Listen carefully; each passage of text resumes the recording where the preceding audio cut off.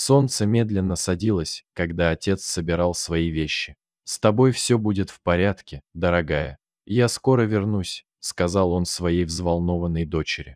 Та молчала и прятала глаза, подозрительно косясь в сторону родительской спальни. Вот уже несколько месяцев ее обитателями были отец и его новая супруга, Жанна, которой совсем не нравилась девочка.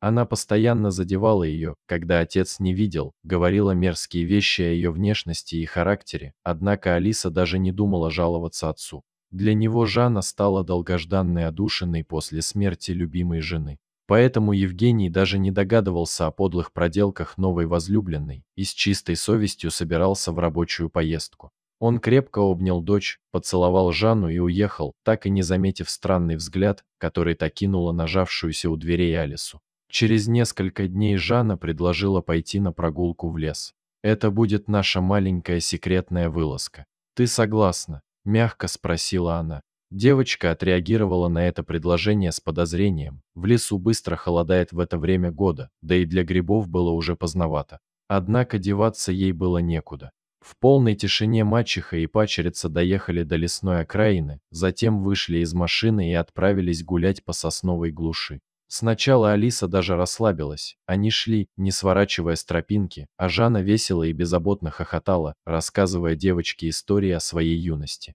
Погружаясь в эти увлекательные рассказы, девочка и не заметила, как под ногами закончилась дорожка, а задорная улыбка Жанны из дружелюбной превратилась в пугающую. «Послушай меня внимательно, девочка», — вдруг сказала мачеха, нагибаясь к Алисе. Ее глаза мерцали странным светом. «Знаешь, дорогая, мне лучше вернуться домой одной и рассказать отцу, что ты неожиданно начала вести себя странно. А после этого сбежала, как я не старалась тебя остановить. Мы даже поищем тебя какое-то время, а затем, когда не найдем, я твоего отца утешу. А после родим собственных детей. Как тебе идея?» – произнесла она с ухмылкой, а затем резкая боль в затылке застала девочку врасплох. В глазах потемнело, и мир погрузился во тьму. Сумерки окутали лес, когда молодая волчица, вышедшая из логова в поисках добычи, бесшумно бродила среди высоких сосен. И вот, среди этой тишины, волчица услышала слабый, тревожный плач. Ее уши мгновенно поднялись, словно слушая зов безысходности. Она отчетливо уловила запах человека, маленькой девочки, потерявшейся в этом безжалостном пространстве. Мгновенно ощутив инстинктивное желание защищать потомство, волчица направилась к источнику звука. И вот, среди зарослей, она увидела человеческого детеныша, замерзшего и потерянного. Ее глаза излучали страх, словно она уже предвкушала приближение смерти. Волчица приблизилась медленно, как будто боялась разрушить это хрупкое равновесие момента и окончательно спугнуть ребенка.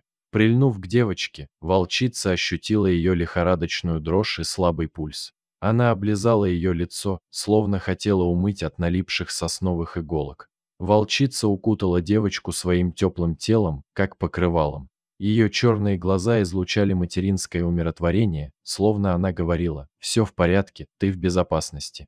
Для Алисы же волчица, лежащая рядом с ней, изначально вызвала неподдельный страх и беспокойство. Однако по мере того, как девочка приходила в себя, она почувствовала благодарность и облегчение, понимая, что волчица не желает ей зла. Когда девочка окончательно пришла в себя и обрела силы, волчица, словно понимая, что время пришло, мягко дотронулась до ее одежды. Почувствовав пульс ее сердца, волчица поняла, что настало время проводить девочку к безопасности человеческого мира. Итак, они медленно двинулись через лес. Волчица всегда оставалась внимательной, продолжая охранять девочку, пока они не добрались до края леса. Там, в свете огней деревни, волчица нежно подтолкнула девочку вперед, направляя ее к людям и безопасности. Уже без волчицы девочка медленно приблизилась к двери ближайшего дома и робко постучала. Дверь открылась, и перед девочкой открылась уютная гостеприимная обитель. Люди в доме сразу приняли ее, привели к камину и накормили горячим супом. После того, как девочка немного отогрелась, один из добрых людей дал ей телефон. Девочка с трепетом набрала номер отца, ее голос был тихим, но полным надежды. От звука родного голоса ее сердце застучало сильнее, а глаза наполнили слезы радости. Отец же еще до звонка дочери был наполнен отчаянием и тревогой, словно должно было произойти что-то плохое. В конечном итоге, не выдержав дурного предчувствия, он не смог доехать до места командировки и резко развернул машину, направляясь домой, где его встретила заплаканная Жанна. Она старательно отыгрывала заготовленную ложь, рассказала Евгению, что его дочь убежала, не собрав вещей, и Жанна не смогла ее найти. Эти новости стали ударом для любящего отца. Он, стиснув зубы от ярости и беспокойства, велел жене не уходить далеко от телефона, а сам позвонил друзьям и в полицию. В этот момент он услышал заветный звонок. Распознав в трубке голос дочери, отец почувствовал, как огромный камень упал с его сердца. «Папа, это я!» – тихим, дрожащим голосом прозвучали слова девочки. «Тетя Жанна бросила меня в лесу». Не бросая трубку и разговаривая с ребенком, отец бросился к машине и отправился по названному адресу забирать дочь. Прежде чем покинуть дом, отец столкнулся с женой и, вложив в каждое слово весь тот гнев, что овладел им, закричал, что по их возвращению даже духа женщины не должно быть в его доме. Жанна жалась, испуганно глядя на мужчину, но не сказала ни слова. Евгений ехал по пустынной дороге и по телефону слушал невероятный рассказ Алисы.